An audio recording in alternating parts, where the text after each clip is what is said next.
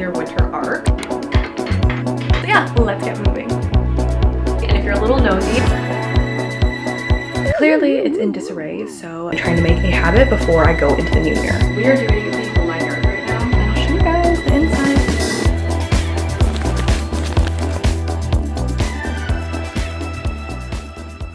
If you're watching this, there are less than 50 days left in 2025. And personally, I'm not waiting until New Year's to get my life together. If you've been scrolling online recently, then you've probably seen everyone entering their winter arc. So I'm gonna be giving it a try too, but more realistically, because realistically, I'm a full-time student currently working full-time. So this glow up needs to be sustainable. This video, we're not just doing an aesthetic glow up, but the big girl one. So without further ado, let's get into chapter 1.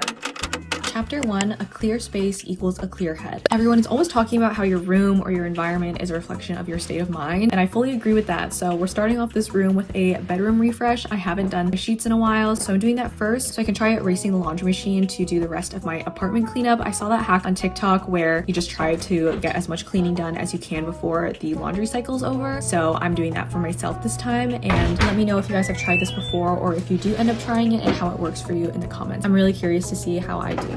Okay, this is the top of my dresser. Clearly it's in disarray, so let's get it organized. I have so many bag charms and I'm always switching them out, so I don't really know where I should put these, but maybe I'll try to find a spot. Oh, this is, oh, okay. Well, this is important. This is my pharmacy name tag. Miscellaneous stuff that needs to go.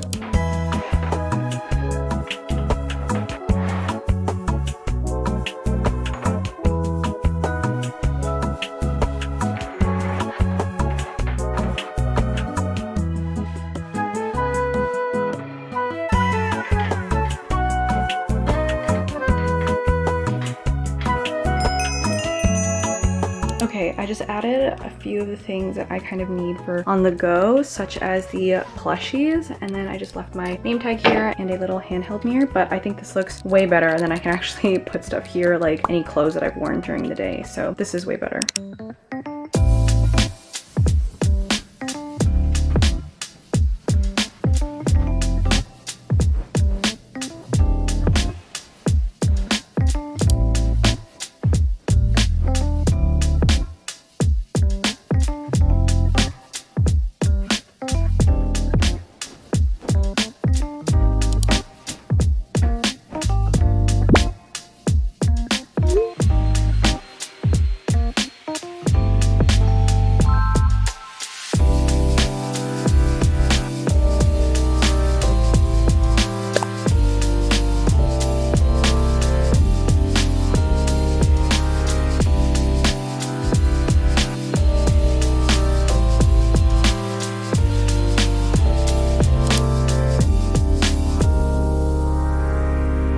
Sorted my PR box, so I have a bunch of things that I want to test out, but whenever friends or family come over as well, I always let them take a peek and grab anything that they may need a refill of or something that they want to try out, just because obviously I can't use all these products before the expiry. I vacuumed the couch and I feel like I got so many pesky pieces of popcorn and chips out of there, so I'm really happy with that now. The rest of the space is honestly looking pretty good. I'll do a quick tour. This is the bedroom. Obviously I also did the bathroom. I just wiped the counters, also did the mirrors, and I'll show you guys the inside of my vanity as well. My vanity is also all complete because I used to have a bunch of products by the window. And a little tip for you guys is you actually shouldn't leave your skincare in the direct sun because it can mess with the formula, the stability, and just the overall like shelf life of it. Same thing with medications. So I put the skincare back in the vanity, but I put my makeup in cloth bags because I like to do my makeup in natural lighting. So I just have them in some cloth bags there. And I also brought out this vanity mirror that I had back in Waterloo. I have so many mirrors going on in this room, guys. Like, there's one here, there's one there, there's one over here, and there's also one over there, and then I also have the mirror in the bathroom. But yeah, cleaning has been a success so far.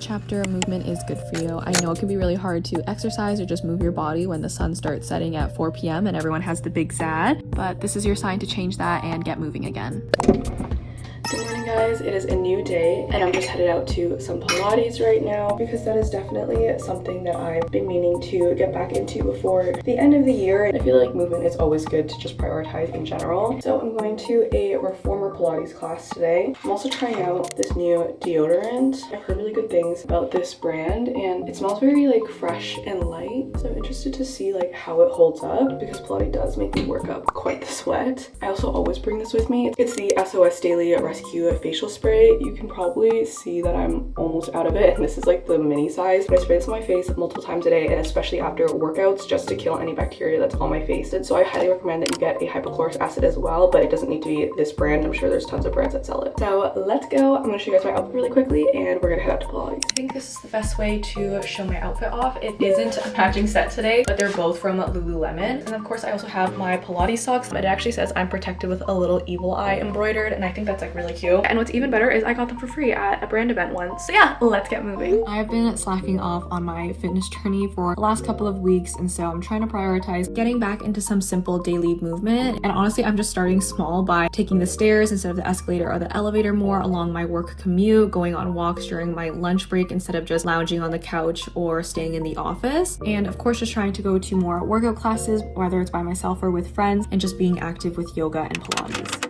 Welcome to Chapter Finance. I'm going to give you guys beginner-friendly tips and also walk you through real student budget breakdowns. Now we're on the chapter of finances. I'm first going to talk about money habits that literally everyone should know. I'm going to split this up into two parts. So we're first going to talk about money habits. They're going to be simple, practical things that you can start doing today, and these are going to actually make a difference in your life over time. And then we're going to discuss a few cases of budgeting and how your money should be allocated depending on your situation. My first tip of advice is to visualize your impulse purchases as cash again. In a digital world of Apple Pay, Alipay, Afterpay, Klarna, you're not going through the motions of actually spending money. It just becomes so easy these days. And so before I buy anything in person or online, I always think about my purchase and my purchase in cash being handed to me from a stranger. For example, if someone came up to me and offered me a Labubu for $50 or a $50 bill, I would take the $50 in cash without a doubt because it's like, who doesn't want free cash? And the second tip I took away from here is to invest in yourself. Spending on your education, leveling up your skills, or experiences that will boost your future earning potential. Your knowledge and skills are always going to be assets that compound faster than any account in your bank account will. If you're still in school, your courses, certificates, diplomas, conferences, those are all very valuable, and I would not skip out on these different experiences if you can afford it. Tip number 3 ties into tip number 1, which is another thing that I learned from this book, and it's to understand the difference between assets and liabilities. So again, you want to think carefully about everything that you're buying, and an asset is something that will save you money or appreciate over time, and a liability is something that costs money and loses value. Focusing on assets is how wealth grows, and avoiding unnecessary liabilities, impulse purchases, like I mentioned before, is how you keep your finances healthy. My next tip of advice is to create a monthly budget. I'm gonna walk you guys through some cases right after this, but it's really important to be aware of your cash flow, your expenses, your sinking costs. Being knowledgeable of your finances is actually what gives you freedom, and this gives you freedom because you're not spending randomly, you're spending intentionally. My last piece of general advice is to just mind your own business and to mind your own pockets. Don't be pocket watching other people, what they're spending on, what's the next hottest sale, what do you need to buy next. All that consumption can really deter you away from your financial goals, which may not be totally in line with the people you're watching online. Focus on your own goals and progress. That's the only comparison that actually matters. Now, all these habits may have been very simple, very beginner, but hopefully one of them was new and resonated with you, and you can just start small, start with 1, start with 2, and build on from there. Your future will thank you. Next, I want to give you guys some inspiration by walking you through 3 different real case scenarios of how you can manage your finances with a consideration of saving and investing. I'll cover examples for students who are working full-time and living independently, students working full-time but living at home, and students who are working full-time. These are just examples of how your money could be allocated and how you might break down your budget based on the scenario that you're in. Everyone's financial situation is very unique, so what I hope to show you are different possibilities rather than just a one-size-fits-all plan. So let's dive right into it. So case number 1 is a student working full-time, making $30 an hour, 40 hours a week while living at home. So one of the biggest expenses that most people will face is their living expenses or their rent, their mortgage. But in this scenario, this person doesn't have it, and so they are able to have a much larger amount of savings, and their split was 70-30. So per month, they would save around $3,100, and the way the other 30% shook out was 7% on groceries, 3% on the monthly bus pass, or in a different scenario, this could be like gas money or car insurance. And for health and gifts, this was also 3%, and then the fun money was 17%. Now, obviously, this category could be cut down if you don't see yourself spending nearly $800 on other things, but this is an easy example to see how the 30% may be broken down in this scenario. Case number 2 is a student working full-time, making $23 an hour, 40 hours a week while living independently. So their number 1 expense is going to be rent at around 10-50 per month. Now this person spends $400 a month on groceries. Their gas is around $130 per month. They spend around $150 on health, prescriptions, gifts, miscellaneous. When life is just lifing, you always want to consider this bucket because you don't know what life is going to throw at you. And then for their fun money, that's around $220 a month. And then this makes savings a clean, even number at $1,000 per month. It comes out to around 34% on savings. If you consider the fact that they spend around 36% of their monthly income on rent and they're able to save almost the same amount, that's a significant amount and a great saver. I think this is a very healthy breakdown. And if you're a little nosy, I would say case number 2 is what mimics my own financial breakdown the most. This is case number 3. It's a student working part-time, making $20 an hour, working 8 hours a week while living at home. So a lot of the other expenses are not here, rent's not here, transportation, cost of health or prescriptions. Here you can see the take home is around $600 per month, and it's an even split of 33% across the board. So this person puts $200 a month into their savings and investment account, $200 towards food, dining out, matcha, that kind of thing, and then fun money is for any shopping. I think this is a realistic and a healthy split. Working while school is hard and allocating the same amount of money that you spend on fun towards your investments is a great habit to have. One thing that I could see people doing is putting 50% of their part-time income into savings and investments, but that is quite aggressive, especially if it's a part-time job. You probably just want to be able to spend on other things that you want. But yeah, those are the 3 budgets and cases and breakdowns that I have for you guys. Hopefully it was helpful. So let me know if you guys want me to do more of these in future videos, and if you agree with these budget breakdowns, and if you have any personal advice or tips.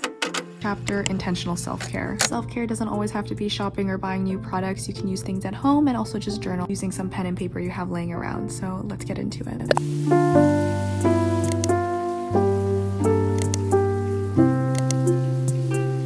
Okay, you guys are hopefully you guys can see, you're a little bit foggy in here because I just took the longest everything shower. I look like a wet rat right now, but I'm gonna dry my hair and my whole physical glow up routine. But most of these things you can just do at home.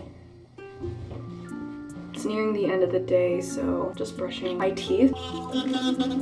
Next, I'm gonna do some Crest whitening strips just to whiten my smile. I don't drink coffee too much, but food and stuff is always staining your teeth, and I love having a bright white smile. And I just wanna have a little refresh before the new year. So I'm gonna put these on and then do the rest of my skincare.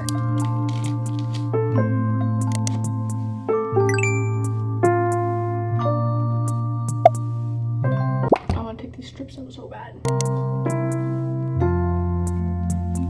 We are doing the whole 9 yards right now. Last step is gonna be hair.